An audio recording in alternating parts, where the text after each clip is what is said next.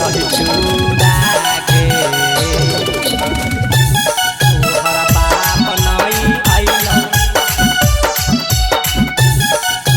DJ Ranjan तोहरा बाप नहीं आइलो दही चूड़ा के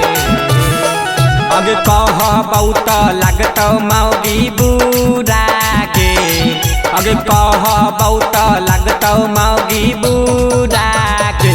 तोहरा बाप नहीं भेजल कौ दही चूड़ा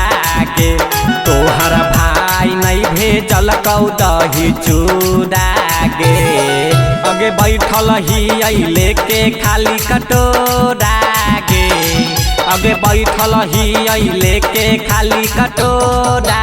के तोहरा बाप नहीं अइलौ लेके दही चूड़ा के तोहरा भाई नहीं अइलौ लेके दही चूड़ा के डीजे रंजन दही चूड़ा के तोहरा बाप नहीं अइलौ दही चूड़ा के दही चूड़ा के अगे सबके त नहिरा से अइलै दही चूड़ा भर पेट खाके सब तापै छै गे घूरा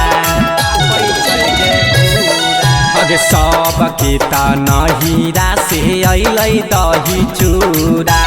भर पेट खाके सब तापै छै गे घूरा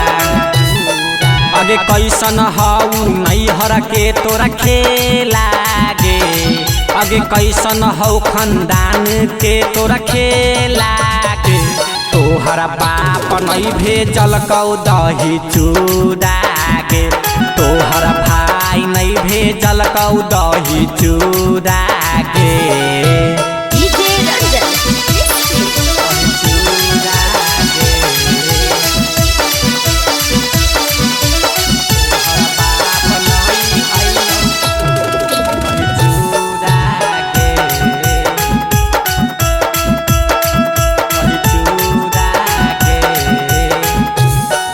अगे कैसन घर में हम कर ले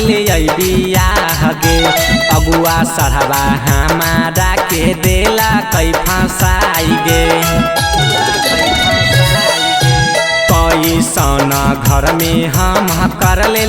बियाह गे अगुआ सरहबा हमारा के देला कई फंसाई गे अखिलेश के अइलै भरा बोरा गे अमलेश के अइलै भरा बोरा गे तोहरा बाप नहीं भेजल कौ दही चूड़ा गे तोहरा बाप नहीं अइलौ लेके दही चूड़ा गे सीधी डिजिटल रिकॉर्डिंग स्टूडियो राजा चौक।